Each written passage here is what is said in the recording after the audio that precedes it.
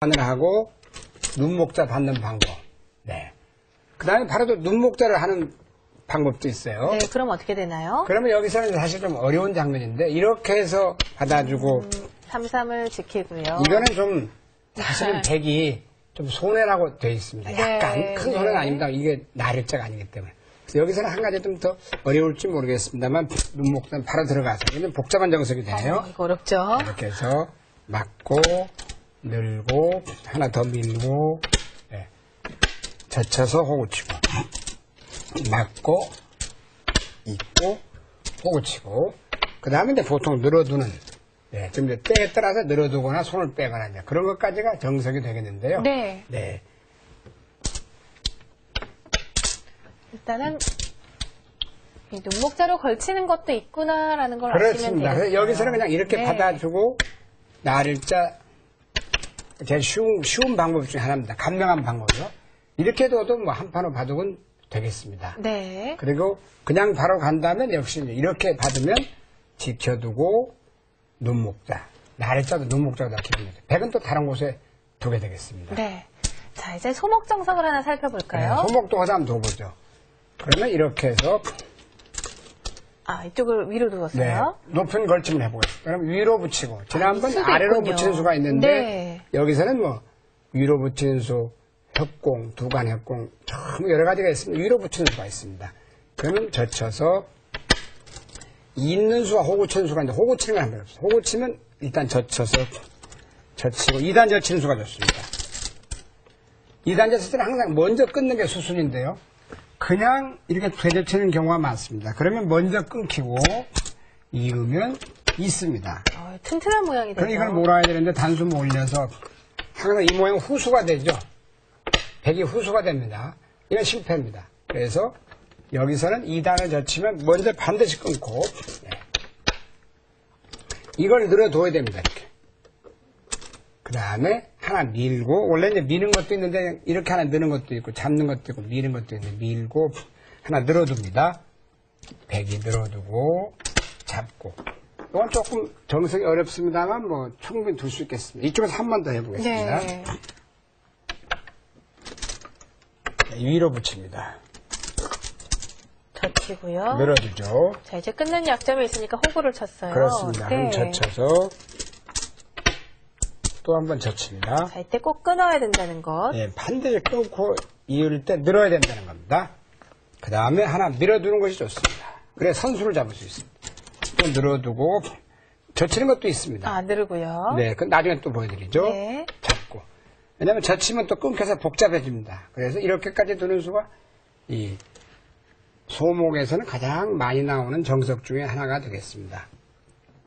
여기서 하나만 더 보여드리죠. 이 장면은 더 쉬운 건요. 사실 이렇게 한다면 아래로 붙이는 수도 있습니다. 자, 그러면 막고요. 이게 더 쉬울지 모르겠습니다. 늘어서. 늘어서요. 실리와 세력. 다음에 네. 백은 이런 정도.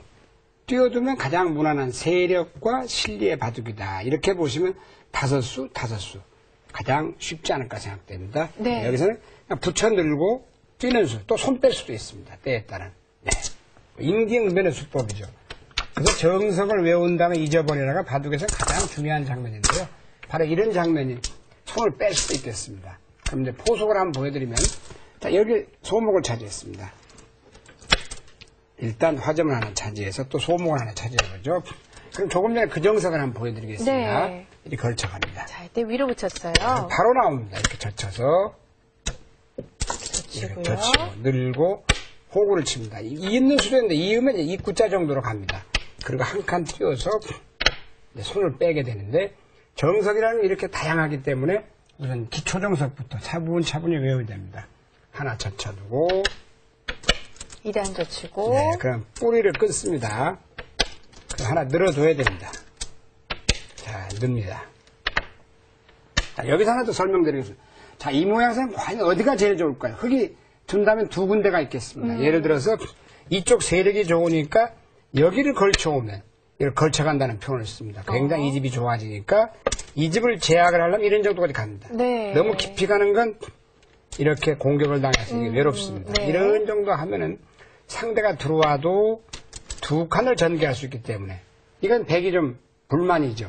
자, 여기서 한 가지만 보면은요. 네. 이렇게 축머리가 있으면 나오면 어떻게 되냐 하실 것 같아요. 이거는 이제 툭으로 몰지도 않고. 네. 아, 장문으로 잡히는 이게 바로 장문이에요. 네. 장문도 다 배우게 됩니다. 두면서. 이 정도 하거나 아니면 이쪽도 무지하게 큰 자리죠. 이쪽도 아주 좋네요. 네, 그래서 이제 바둑을 혼자 두 군데를 못 두니까 이 자리를 가면 백이 받아줄 수도 있고 백도 이 자리가 또 워낙 크니까 네. 이렇게 갑니다. 그럼 흙은 두 칸 정도 전개를 하고 여기는 뭐 손을 뺀다 당장 뭐가 큰 수가 아니니까 이런 거 하나 붙여서 조금 배우면서 또 써봅니다. 이렇게 늘어서 실리를 확보합니다. 그래야 나가도 싸울 수가 있죠. 그 정도 되면 이제 흙으로서는 또 마주하는 중앙이 큰 곳이라 해서 이쪽인데요. 그것도 크고, 네. 구침도 굉장히 크네요. 크다고 그랬죠. 네. 구침. 그러면 또 여기를 당하게 되면 포석에서 이 모양이 너무 웅장해집니다. 이걸 양날개라고 하는데, 네.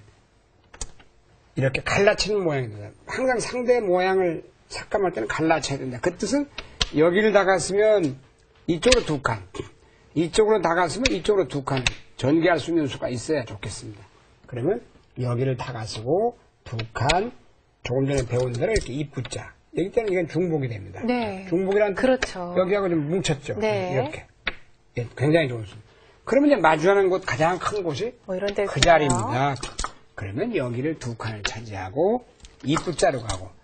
그러면 거의 다 둔 것 같습니다. 이제는 포석이 끝난 단계가 가장 큰 자리를 차지한다면 이런 자리고 흙도 둔다면 이 자리 굉장히 큰 곳이죠.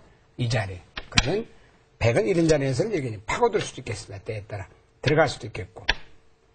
그러면 이제 포석 단계가 끝나서 중반 전투에 들어가는데 형세 판단을 얘기했습니다만 이 모양은 이렇게 한 칸 띄워서 지켜둬야 되겠죠.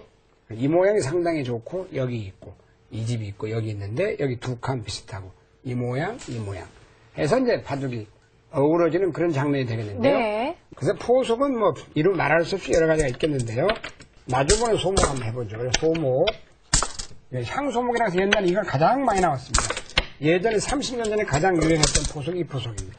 향소목, 흙은 이렇게 붙인 포석. 그럼 뭐 이것도 많이 나왔었는데 한때 이렇게 해서 입구자, 날일자, 네, 이렇게. 그 다음에는 이제 백도 소목을 하나 굳힙니다. 양구치면 유리한 포석인데요. 그러면 하나 걸쳐 가보겠습니다. 그럼 위에 붙이는 정석을 한번 써보고, 이럴 때는 이 세력이 별게 없기 때문에 아래다 붙여가지고, 아래를 늘어두면 이 굳힘이 있기 때문에 세력이 별게 없다. 그런 이론이 있죠.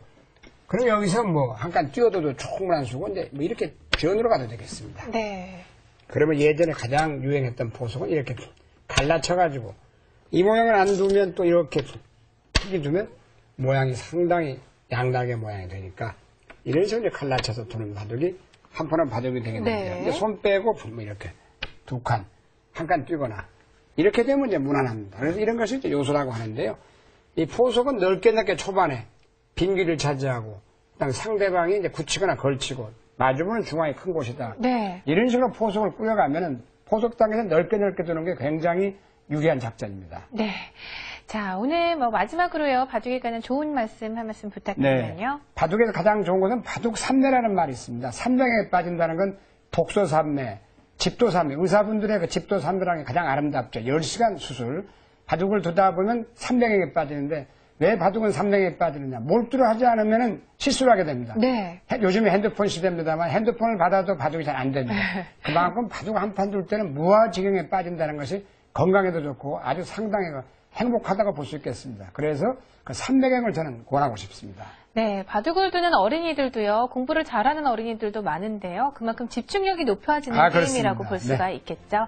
네, 오늘 여러분들 재밌게 감상하셨습니까? 오늘 배우신 내용들은요, 바둑교실 홈페이지에 들어가면 언제든지 다시 보기가 가능하시니까요. 네, 복습을 꾸준히 하시고요. 그렇습니다. 네, 저희는 여기서 인사드리고요. 다음 주에 좀 더 알찬 내용으로 찾아뵙겠습니다. 안녕히 계십시오.